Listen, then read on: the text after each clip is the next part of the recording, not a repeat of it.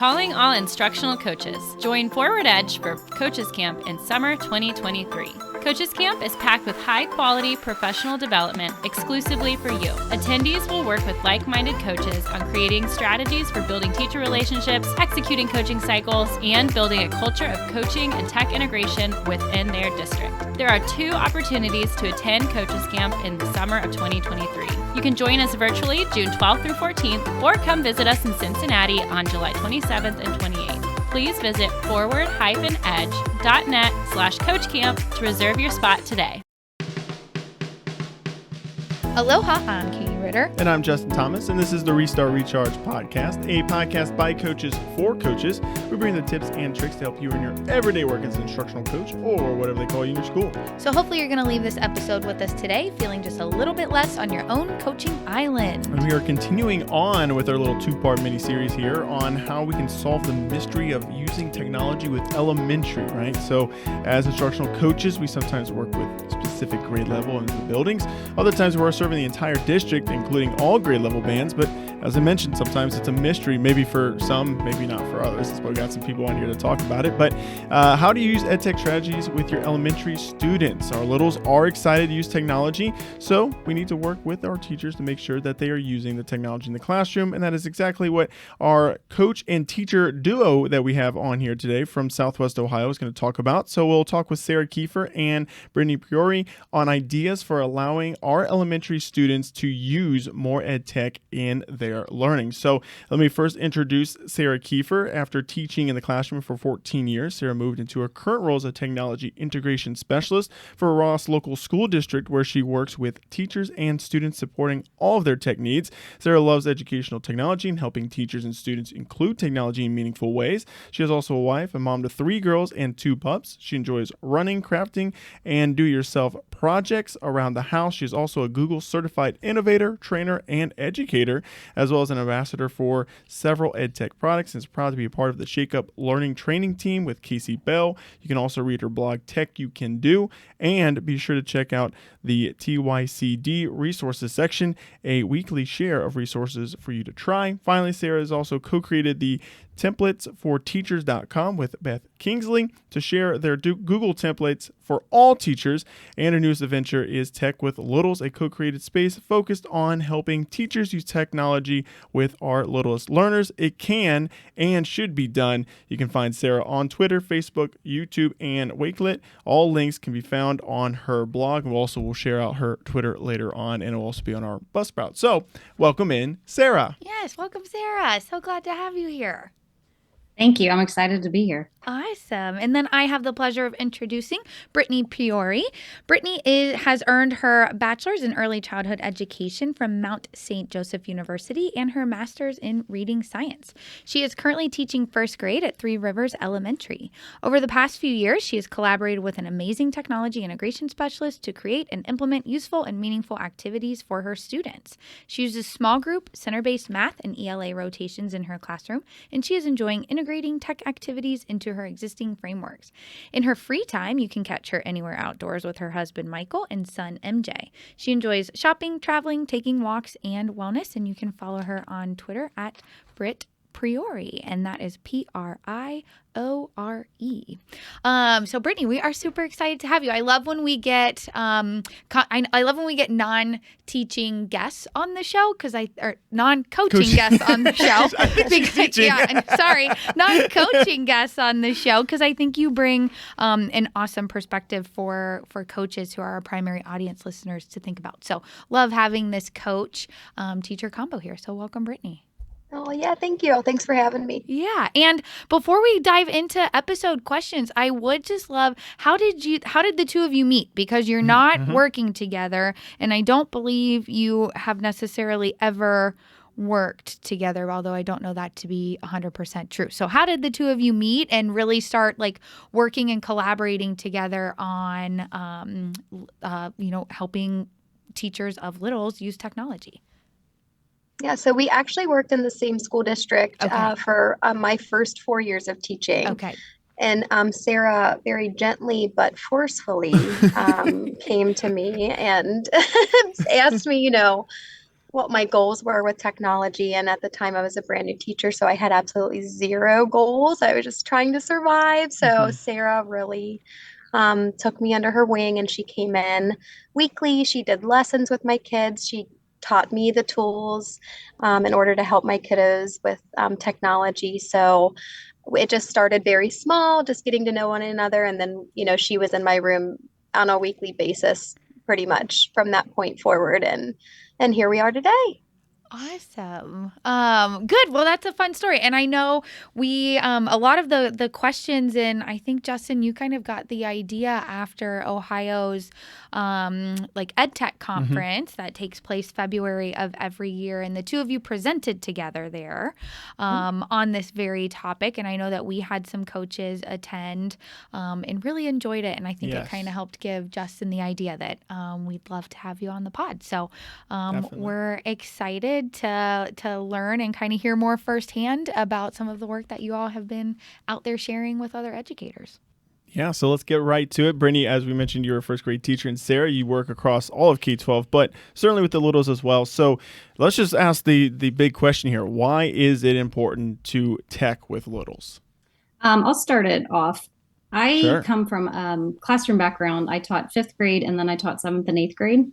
And then I shifted into this role, and so very kindly, they put me down at the elementaries where I hadn't And yes. none. Yeah. Yeah. And they were like, here, and help them with computers.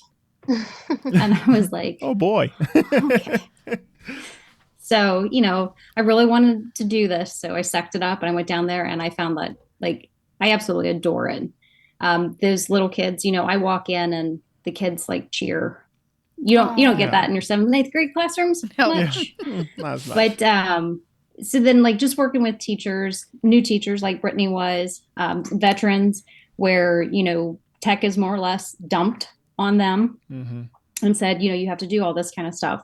So building like relationships with these teachers, you kind of get like who's more comfortable, who's not comfortable, like who can you take a couple steps further, like, and then it also helped me in a much bigger sense, because this is where all of our kids are starting. So, just think about the basics. How do you get a Chromebook out of a cart?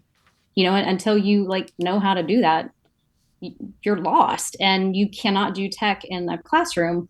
So I really started embracing that role and started thinking, like, just like we talk about scaffolding with math and reading and everything else in a different but very similar sense, you've got to do that with all things technology too. And then along with, most of the curriculum, there's some aspect of a digital component, more or less in some way, and bottom line too is our littles take, online assessments.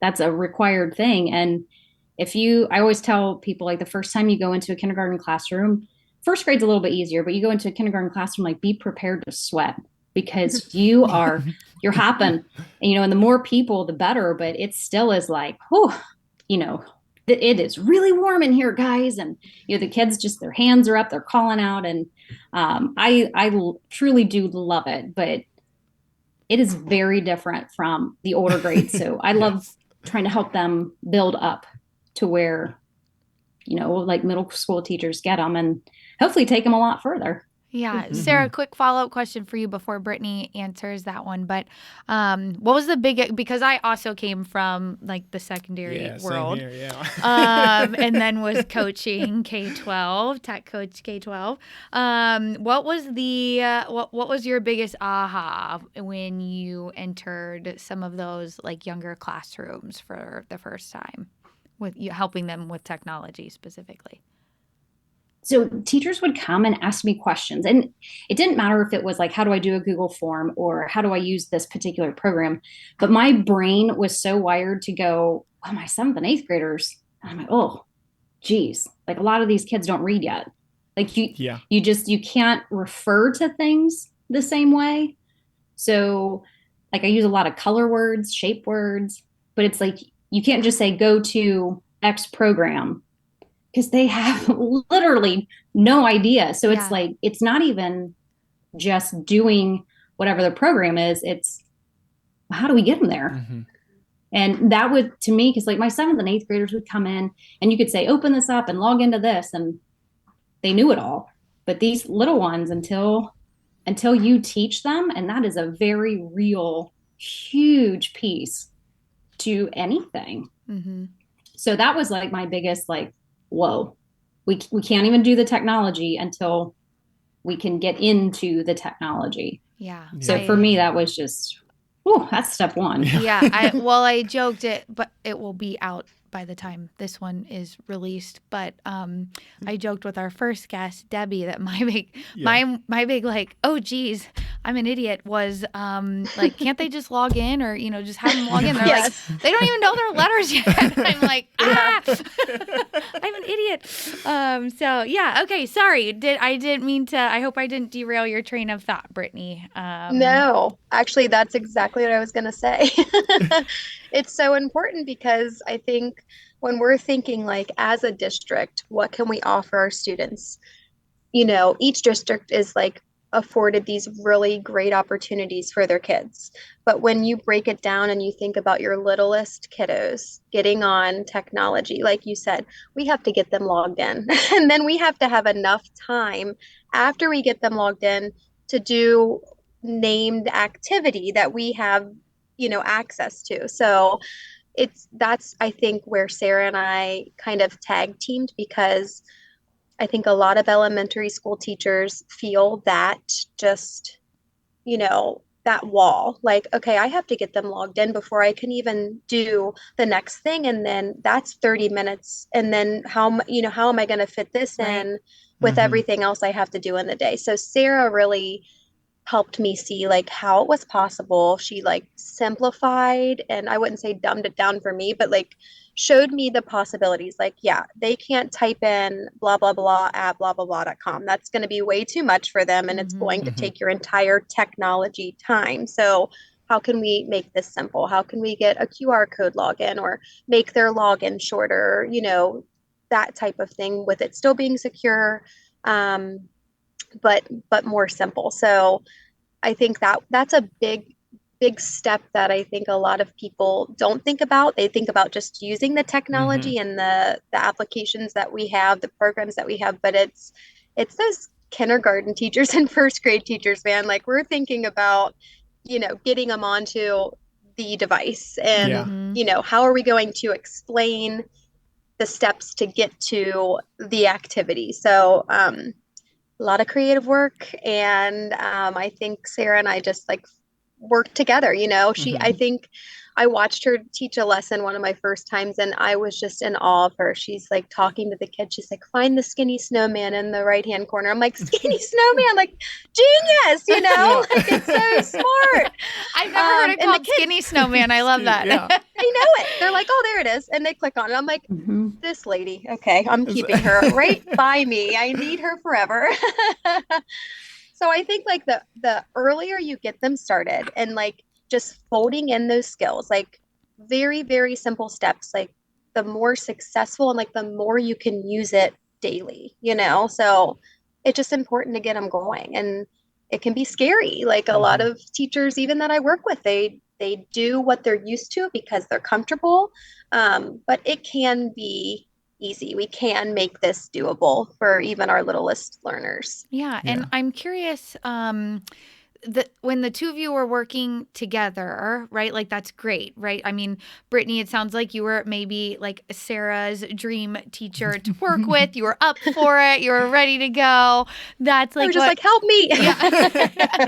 Hey, that's what we like as coaches, somebody who's willing. So I'm curious if you have found, or Sarah, if you're, from your perspective, if you noticed, like, by the success that you two found working together, if you found yourself in some like advocacy conversations, Brittney, around with other like teachers of younger students around like sharing your experience and like advocating for the importance of it for all the reasons that you both have just explained. So I'd just be curious to hear like both of your perspectives on that, if it helped by you two working together, and then maybe like how you approached some of those conversations, like teacher to teacher, because I do think that's a little bit different than coach to teacher. It definitely changed the way it was my last priority. Like that Chromebook cart scared me. And I just, as a new teacher, I'm like, doing all the things that I have to do. How am I going to find time to do this? So it was Sarah coming in and showing me the way, like that opened my eyes to possibility of where I could fit it in. It's not carving out time to do it. It's about integration. So how can I do tech in my already existing framework so that it's not an extra time slot in the day. It's just embedded and incorporated in what we do. So she definitely helped me with that. I think it helped me then go to team meetings, talk to my girlfriends that I taught with at the time. If they were having issues, like I'd be like, you need to go talk to Sarah. Like she can help you with this. Like I was her biggest fan, I think, at that time, because she helped me understand something I just didn't. And now, fast forwarding to today, like I feel like I have when I'm creating an activity and Sarah's like giving me praise on it, I'm like, okay, like we have come pretty far here. I started off like wanting nothing to do with any of this. And she tore down a wall. It was just, I had no idea. It's what you don't know. And then once you find out that it's doable and manageable, you just need a little help to get there. It really did change my view on the whole shebang, on integrating and incorporating it. So yeah, that's awesome. And I think it's interesting to hear you say, Brittney, that you were, a new teacher who looked at this Chromebook cart and was really scared of it at first, because I think in the way that we kind of like bringing us back to sort of the point of this episode, like I think a lot of times in the same way that we a lot of times hear people say like, oh, kids, like they know how to use technology. Like we don't need to teach them these skills. Like that's not true. They might know how to like pull up YouTube or take a photo, because they start doing it on like mom and dad's phone now from the time they can like hold a manipulative object.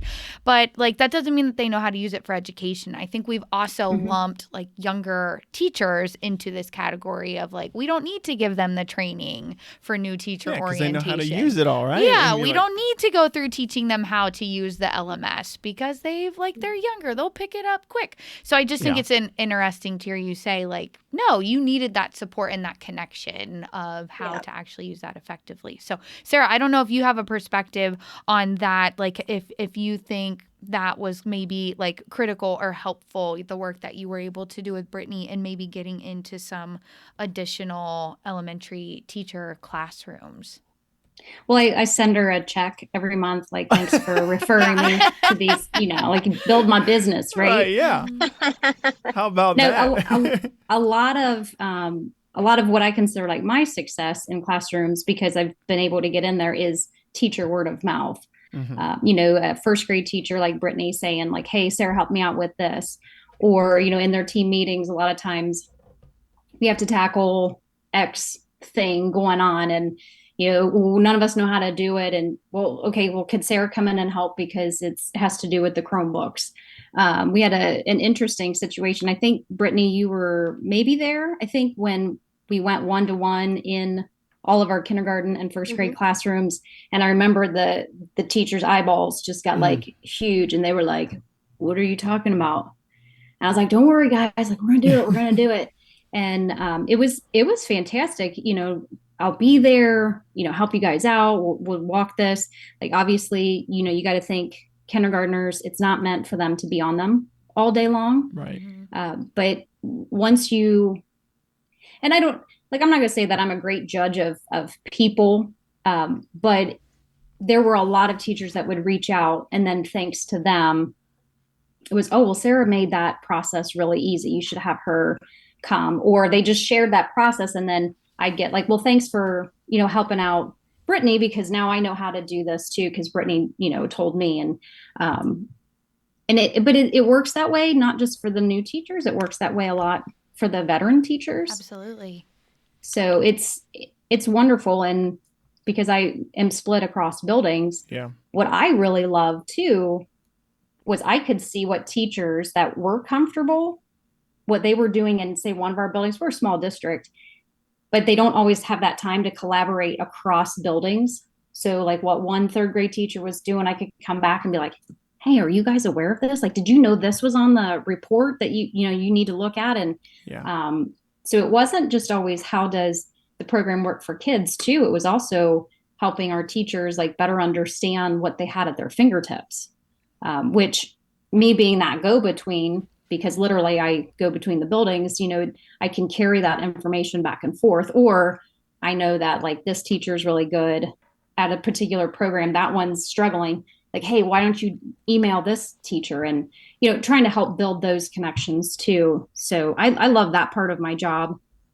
But Brittney's she's been a great little marketer for me too. Sorry, thanks for letting me take a left turn. I just think that I just have heard so often myself working with elementary teachers, our team of coaches working with elementary teachers, admin that we work with, just like our littles, they can't do it. They don't need to be on technology, So I just think this is such a unique niche that you guys have found some great work in. So just interested in all the tips we can share out there to help other coaches support other teachers of younger students. Yeah, especially because as you both kind of mentioned, it's something that came up with Debbie too. They're willing to learn and they want to learn tech, our littles, but we also need to give them a little bit of guidance on how to do that because we've kind of seen where like in high school, like middle school and high school, just because they thought they knew how to use tech doesn't necessarily they don't know some of the ins and outs of actually like being able to be efficient with it. So I think that's kind of where us with elementary teachers, finding those good ways to really integrate the technology, as you mentioned, Brittney, within the learning. You don't have to just put them on a computer, but you want to actually make it where it's meaningful in a way. And I don't know, Sarah, if you've kind of seen that as your ambassador role, as we like to call it, going back and forth between the buildings, where you've kind of seen some of those teachers that you've worked with those students that have kind of moved up in grade levels, they're more efficient utilizing tech as they get older. Absolutely. And one of the things that I try to remind myself, and when I have conversations with administrators or with our media specialists that also do a lot to support our teachers, it's not that that these littles can't do it. It's exactly like what you said. We have to instruct them, and for a lot of them, like our district's devices are not touchscreen.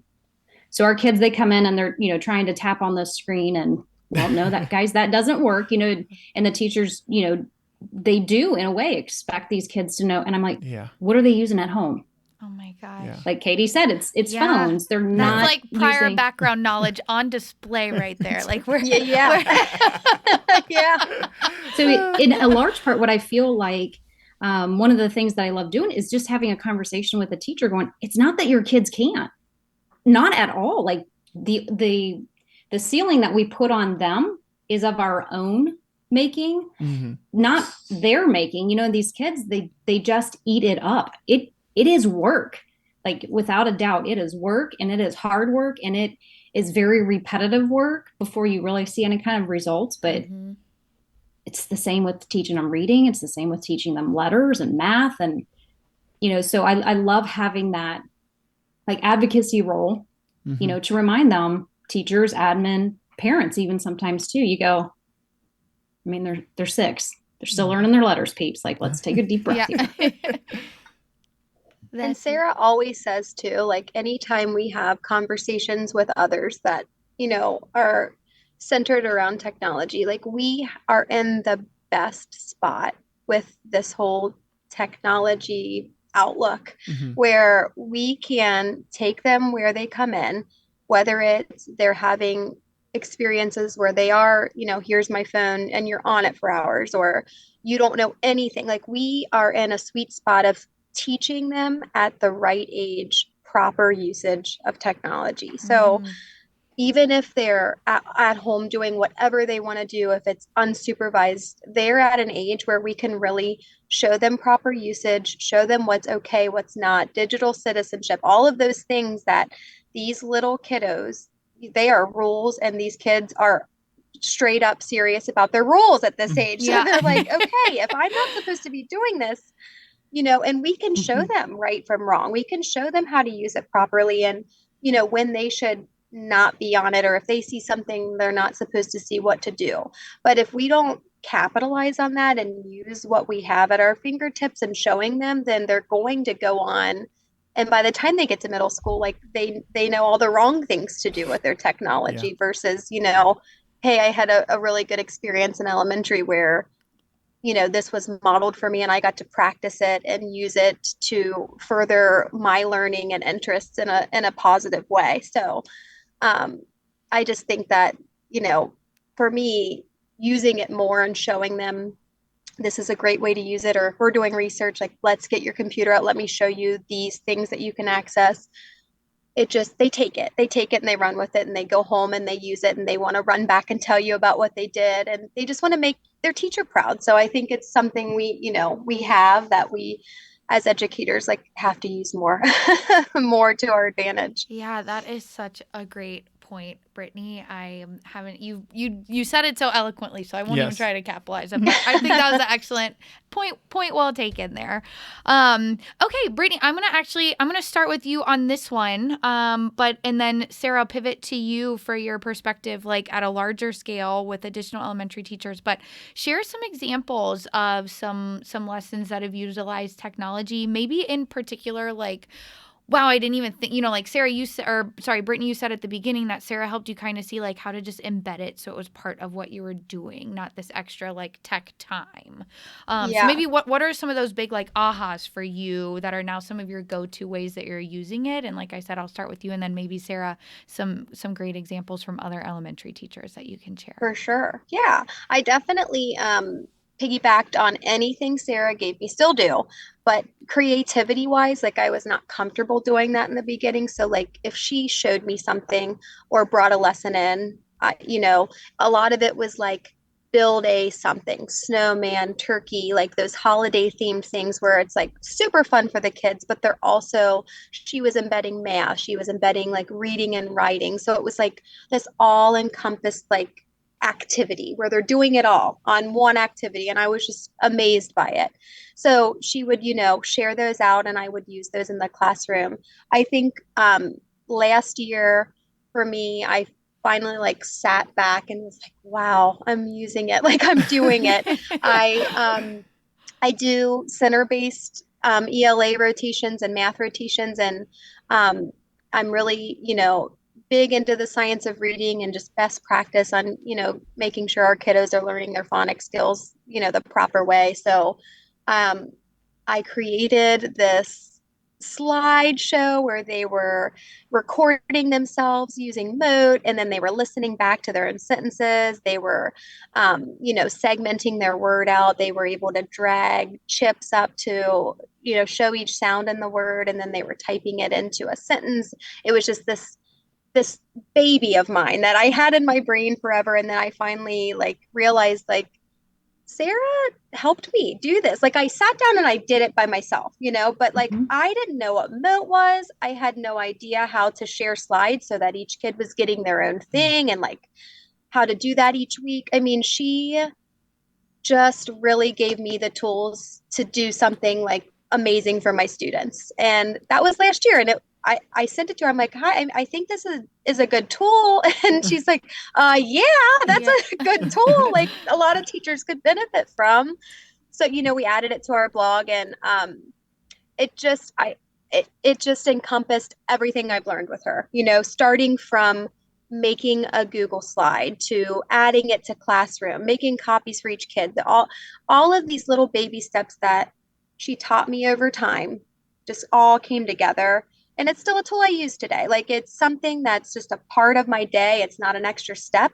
They do it when they get to that literacy round. It's one of their centers and it's easy. It's no prep. I don't have to grade a paper. I just look at my computer. I can see their work. It's a beautiful thing. So that's just like the aha for me. I saw that and I'm like, I can't believe I made this, but it's all thanks to her because I wouldn't have known any of those skills without her, to be there to gently but forcefully teach me.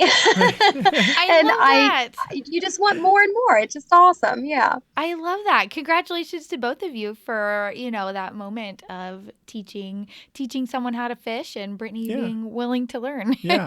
Yeah. Sarah, what about you? What are some really like cool aha things that are maybe like fundamental in some classrooms that you've seen? Well, just to continue a little bit more of that story from Brittney, when she was explaining this sight word mapping activity at OETC, I was like, I had no idea that was even what that activity was about.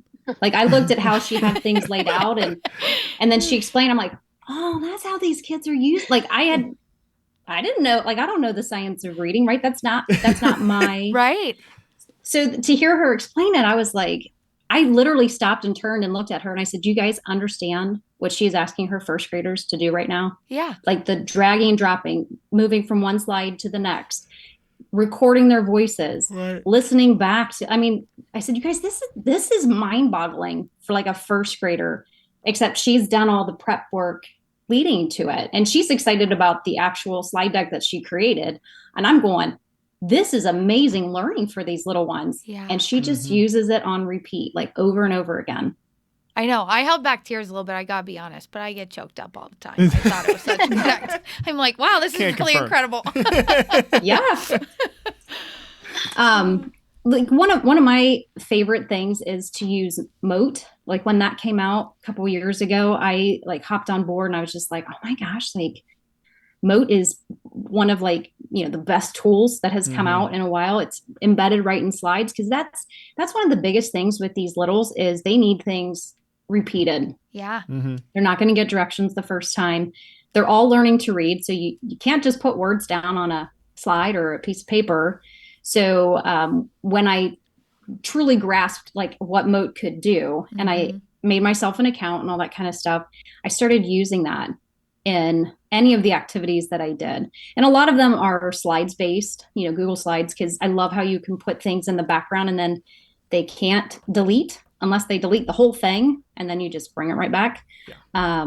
But using Moat, like capitalizing on the ability to have the speaker, which if you do any of these, you know, state mandated tests for the little ones, there are speakers. And until they know that the job of that speaker is for them to click it, to read, is that they hear something they don't know. So if when I go in and do these activities, if I'm constantly giving them speakers to click on, they're learning like, hey, that speaker. And we always talk, anytime you see a speaker, what do you do? And they're like, click on it. Like, you got it. That's right. Click on it because it's going to say something to you. Yeah. So doing that, but then I also put the text of it because I also want to support those kids that are maybe a little bit more high flyers that want to try to read. There are a lot of kids out there that want to try to, you know, piece those words together, but then you have audio with that. So one of my favorite activities is it's called Welcome to the Farm. It's on our blog. So anybody out there can make a copy of it. But what I also learned with Moat is you can embed sound like music. So I told the kids, like we'd done several activities. They'd clicked on several of my speakers. And I said, there's a surprise on one of these. You have to click, right? And these kids are not shy about clicking. No. So this was the first one that I ever did this with. And they clicked on it and they heard like little like farm music. And then they're sitting in their seats and they're just like a dancing. And some of them would click it again so they could listen to it again. I mean, like that is probably one of my favorites is to sit there and watch them like discover these things. Cause then they turn and they like tap their neighbor and they're talking to them, but they'll have like their headphones on. So then they talk really loud. I mean, it's like the cutest thing ever in these classrooms to watch these little ones like helping each other out and not being afraid to click. But like that welcome to the farm activity. And then, you know, they're clicking and dragging, they're adding, they're subtracting, all that kind of stuff too. But just embedding those little surprises for them too. Yeah. Is such a fun. I love the idea of Moat for all of this stuff. If anyone doesn't know, it's a Chrome extension. You can record audio and then you can embed the link and attach it to Sarah. You're using a picture of a speaker and hyperlinking the picture to the Moat recording. That, depending on if you have the free or the paid, it'll either open in another window or it'll just play right there within the slide. So, yeah, and it works in just about any Google integration as well. Right. Great. So, yeah, we're pretty big on Moat, too. Okay, we're going to take a quick break from our sponsors, and we'll be back to wrap up the episode. Edu Badges, the Anytime Anywhere badging program to learn edtech tools and strategies, is now open for individuals to sign up. Whether you're an instructional coach looking for new ideas to share, or a teacher wanting to implement more technology in your classroom, Edu Badges is the answer. Individuals can now sign up for both the free or premium account by visiting edubadges.com. And as a listener of the podcast, you can get $20 off your premium account by using promo code PODCAST. So visit edubadges.com and begin earning your badges. Calling all instructional technology coaches, Forward Edge has launched a new hub for coaches to find strategies and resources to use for their coaching. The EDU Coach Network provides a place for instructional coaches to come together for coach-specific professional development, building a community, and finding mentorship moving through the school year. The network provides a place to casually seek resources or join in with book clubs, Twitter chats, webinars, and workshops, along with much more. Join the EDU Coach Network by going to educoachnetwork.com and join the coach community today.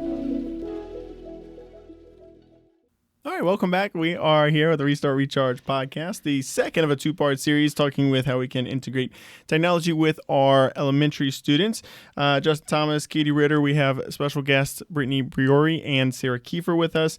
And this kind of goes a little bit with kind of what you have with your presentation at OETC, but you're both doing great work with your littles. We've already heard about some of the amazing things that you're doing, but how are other coaches going to begin to fit into this story? And I know it drives a lot with being intentional with our technology, if I believe so, right? Absolutely. When Brittney and I worked literally in the same place, right? Like we could see each other on a very regular basis. And now we're in different districts. So, our means of communication, email, phone, text, all that kind of stuff. But any coach out there, at the very basic, and I know you hear this time and time again, it's all about the relationships. It's teachers knowing that you're dependable. It's teachers knowing that like you're a safe person to come to. And teachers know that one of the biggest things that I always offer to teachers is, look, I got two hands, and that's two more than what you would have on your own.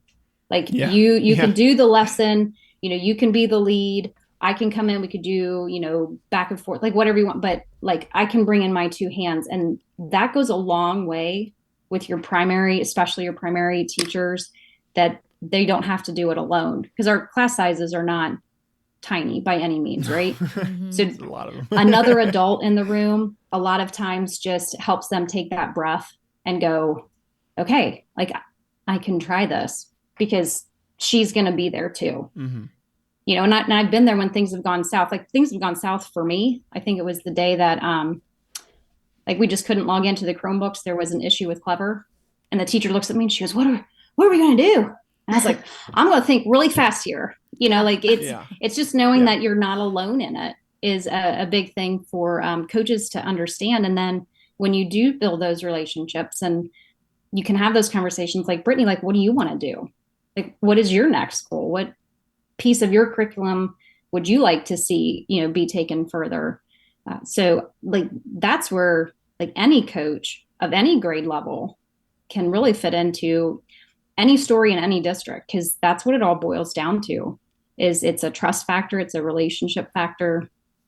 And then like, hey, I've got two hands too. Like I can come in and be of help.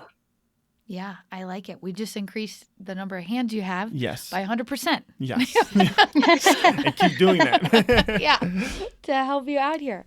That's awesome. Okay, Brittney, I don't know if you had anything to add from your perspective, that last question, before I move on. Yeah, I just think like having someone there, like to piggyback on what Sarah was saying, is I think a lot of teachers get a little nervous about feeling judged by another professional coming into their classroom and like seeing them not at their strongest point, right? So teaching content, we got that all day long, but when you want to come in and help us do something we don't know how to do, it's just a little, we get a little nervous. So for Sarah coming in, just what she just said, like, I'm just here to help you. I'm not here to show you what I know versus what you know. It's no competition. It's just, she was there as a support. And then once we had that relationship built, then she was, because it, of course, like those lessons that she came in, I had no idea how that was going to fit into my schedule. Like, I'm like, you're just coming in to, number one, give me okay, I'm going to take a drink of water and like sit down for a minute. And she would just do these really great things with my kids. But then your wheels start turning. Like, how can I make this intentional? How can I actually fold this into my day where it's not an extra thing. It's a meaningful part of our learning. It's aiding in what we're already doing. So it just kind of unraveled that way. It started off like just getting in, Sarah got into the classroom. She built a relationship with me. She made me feel really supported. And then I saw technology as an importance in my classroom. And then I wanted to then take that next step to make it meaningful and intentional and, a part of my day to day. So. Love it. All right, ladies. Well, we end all of our episodes, sorry, loyal listeners, on top 3 tips. Justin makes this more fun than I do.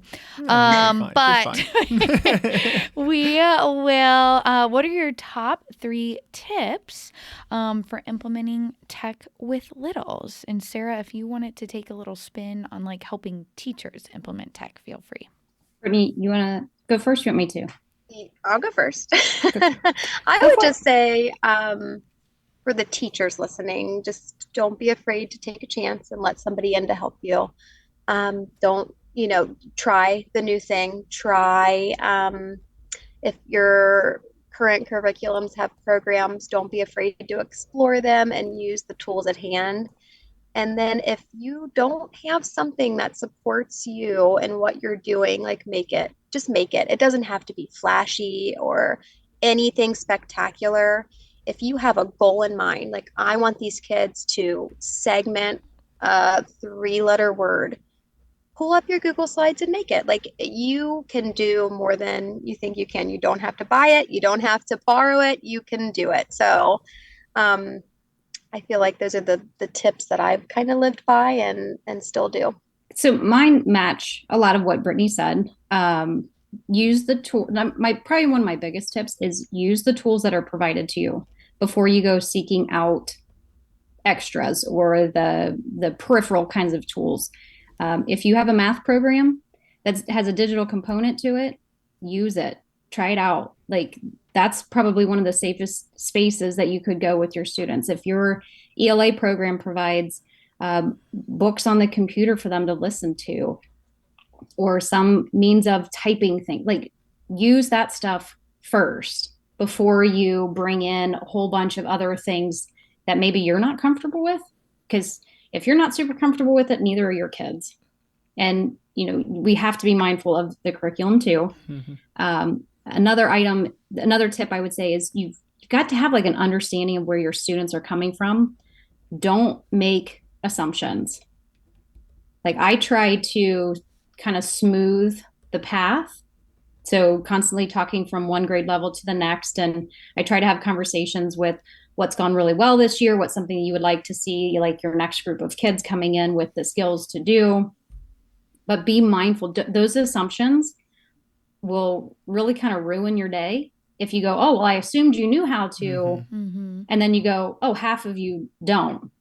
Like go in with this idea of either you've talked to the grade level below, or you've talked to, if you have a coach in your district, like where really are my kids functioning at? And if you're at kindergarten, don't assume anything. Yeah. Really don't. Like these kids pretend like they've never seen a device before, because chances are they've probably not seen like a computer, like a laptop, Chromebook, whatever. So you can pretty much assume nothing and then just start with the basics. And finally, probably the second biggest tip I could give you is build your routines early. Yeah. From day one, like I'm going to tackle that after Christmas. Just as you have to build those routines of how do you walk into the classroom, do you put your book bag in your cubby or locker or whatever first, or do you go to your desk? Like it's a lot about routines in any classroom. And it's no different when you're talking about technology. How do you get the Chromebooks out of the cart? Do the kids plug them in? Does the teacher plug them in? How do you log in? If you can build those routines very, very early, and I see it, there are 6 kindergarten classrooms in my district. And if you build those routines in early, at this point in the year, like you're coasting. Mm-hmm. Like you can use those words, like go into Google Classroom or log into Freckle or RazKids or whatever. And at this point, those kids already know, they've already made those associations. Don't wait to build that. So those routines, I think, for our littlest ones they will save you in the long run if you put in that time from the get-go. Yeah, I think that's huge. Awesome. Well, ladies, thank you so much for it. Again, it's so nice to have this like coach teacher duo, especially both of you having worked together. It was really nice to hear about the successes that you both found working together. And most importantly, these awesome things that you're helping the kids be able to do. Yes, absolutely. Thank you. Thanks for having us. Yeah, thanks for having us on. Absolutely. And obviously, you presented this at OETC this past year. Is there any plans to present at any future conferences, or is that something that Always? Yeah. Always? Okay. Yeah, we're always looking for opportunities to get out. I feel like we have some good ideas and things to share. So for sure. Awesome. And both of you remind everyone social media and blog address where folks can find you. And we'll link it in the show notes too. But for listeners, Sarah, we'll start with you. Any social media and blog address that you want to share? So everything that I do, including social media handles and all that, you can find at techyoucando.com. And you can find a link to Brittney's and my shared blog, Tech with Littles, where we share out our activities. So if teachers are out there and they're going, what the heck are these ladies even talking about? If you go to techyoucando.com, there's a link up at the top for Tech with Littles, and it'll take you there, along with templates for teachers, which I co-created with a third grade teacher. We share stuff out, but you'll be able to see my Twitter, YouTube, and Facebook handles over on the right-hand side, right on there. Awesome. Thank you. Brittney, where can everybody find you? I'm just on Twitter. I'm simple.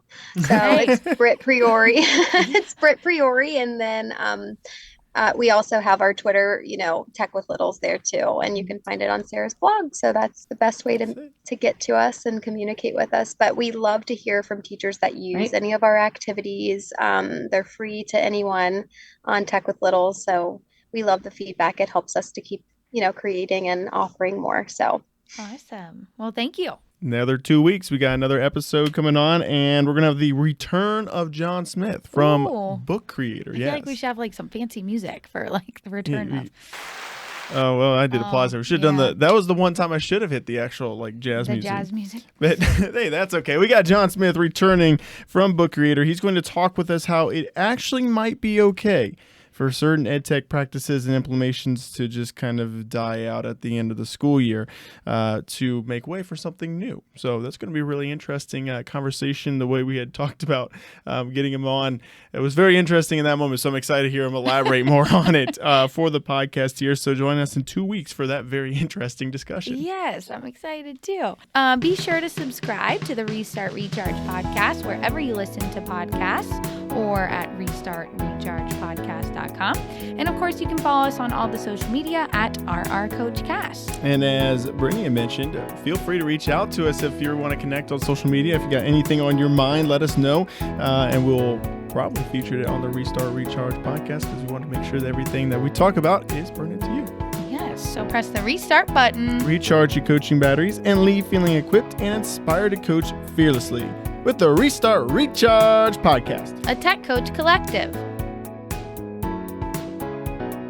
Thanks you for guys having are us. legit. Yes, well, I don't know. Glad we appear like so. It some days. Oh, goodness. You guys are so good. Oh, Justin, thank you messed you. up Thank and you you. just kept going. I'm like, that's amazing. I would be like, I'm leaving. I can't do this. Yeah, no, Justin is like the radio voice from heaven on this show. From heaven. I try to give everything to Justin. I'm like, no, you say it. You say it.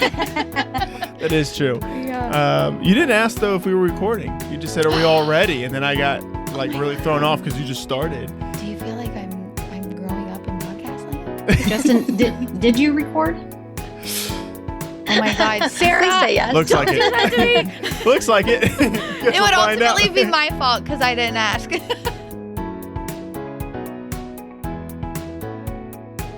Holy moly! I'm singing a lot today. Oh, good. Oh, good. Can you auto-tune me? Can you chat GPT auto-tune? Can try.